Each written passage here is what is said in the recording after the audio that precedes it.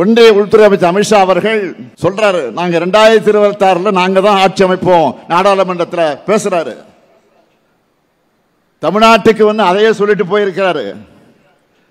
நான் அவருக்கு சவாலா ஒன்று சொல்லிக்க விரும்புகிறேன். டெல்லியின் ஆளுகைக்கு தமிழ்நாடு என்றைக்கும் அடிபணியாது. அப்படி ஒரு தனி குணம், ஒரு தனித்தன்மை கொண்டவங்க நாங்க. மற்ற மாநிலங்களில் போய் அங்கே உள்ள கட்சிகளை உடைச்சு ரைடு மூலமா மிரட்டி ஆட்சி அமைக்கிற உங்க ஃபார்முலா எங்க தமிழ்நாட்டில் வேலைக்காகாது. நீங்க ஏமாற வேண்டாம். 2026 திராவிட மாடல் ஆட்சி தான். எங்க தமிழ்நாடு எப்பவுமே டெல்லிக்கு அவுட் ஆஃப் கண்ட்ரோல் தான்.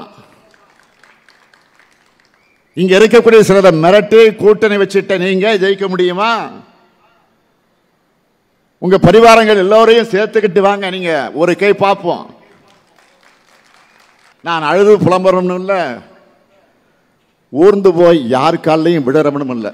இங்க நீங்க தன்மானமும் தமிழ் இனமானமும் இல்லாத கொத்தடிமையோட ஒரு துரோக கூட்டணியை சேர்ந்து தமிழ்நாட்டு ஆளு நினைக்கிறீங்க. நீங்க கொஞ்சம் வரலாற்று எடுத்து பாருங்க. சுயமரியாதையும் மானம் வீரம் விவேகம் நல்லிணக்கம் உள்ள மண் எங்கள் தமிழ் மண். ஆதிக்கத்தையும் ஆக்கிரமிப்பையும் எந்த காலத்திலும் அனுமதிக்காத மானமுள்ள மண் இந்த தமிழ் மண். தேர்தலுக்குள்ள அடுத்த ஓராண்டு நீங்க எப்படியெல்லாம் ஏவல் அமைப்புகளை வச்சு மிரட்டுவீங்கன்னு எங்களுக்கு தெரியும். ஏன் நாட்டு மக்களுக்கு நல்லாவே தெரியும். நாங்க இந்த உருட்டல் மிரட்டுக்கெல்லாம் அடிபணிகிற அடிமைகள் அல்ல. அமித்ஷா இல்ல, எந்த ஷாவா இருந்தாலும் சார் எங்களை ஆள முடியாது. இது தமிழ்நாடு. இந்த முத்துவேல் கருணாநிதி ஸ்டாலின் இருக்கு வரை உங்க திட்டம் பலிக்காது. டெல்லி ஆளுமைக்கு அப்பாற்பட்டது தமிழ்நாடு. இது வந்து ஒரு அவுட் ஆஃப் கண்ட்ரோல். ஆதிக்கத்தையும் ஆக்கிரமித்து தமிழக மண்ணை ஏற்காது. நேரடியா வந்து மத்திய உள்துறை அமைச்சருக்கு ஸ்டாலின் வந்து சவால் விட்டுருக்காரு.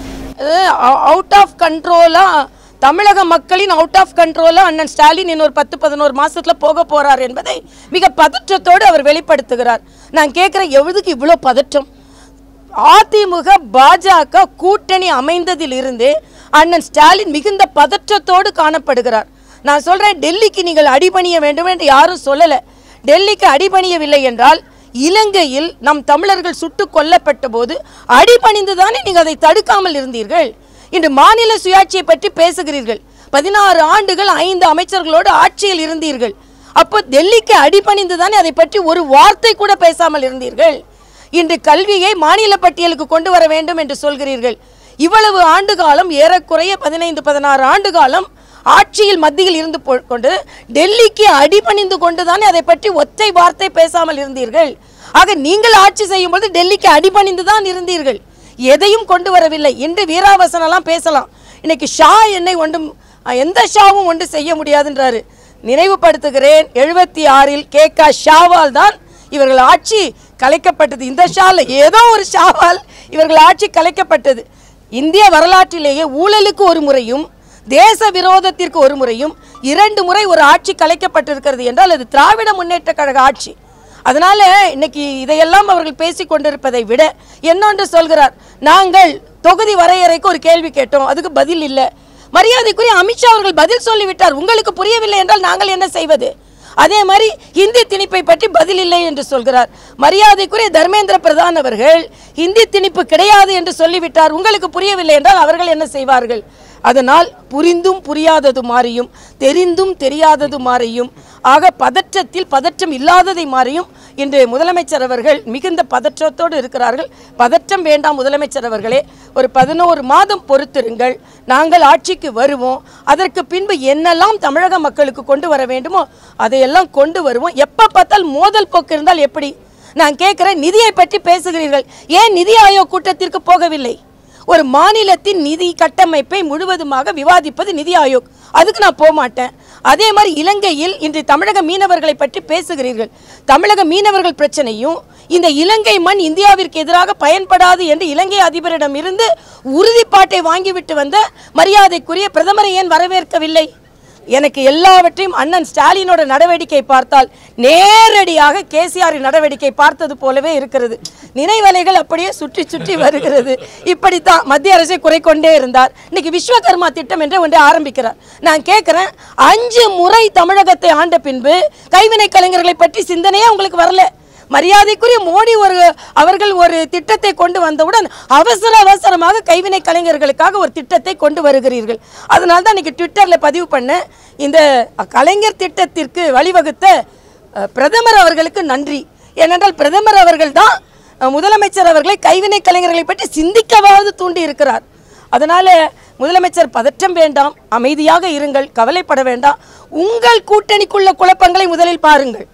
பொருந்தாத சந்தர்ப்பவாத கூட்டணியா? நான் சொல்கிறேன், இந்த சந்தர்ப்பத்திற்கு ஏற்ற கூட்டணி. திமுகவை வீட்டிற்கு அனுப்ப வேண்டும் என்ற சந்தர்ப்பத்திற்கு ஏற்ற கூட்டணி. ஆனால் திருமாவளவன் கொடி கட்ட முடியலன்னு சொல்றாரு. சாம்சங் தொழிலாளர்களை பற்றி தொழிலாளர்கள் பாதுகாப்பல்ல நிலைன்னு கம்யூனிஸ்ட் சொல்கிறார்கள். ஒரு போஸ்டர் ஒட்ட முடியலன்னு காங்கிரஸ் தொண்டர்கள் அழுகிறார்கள்.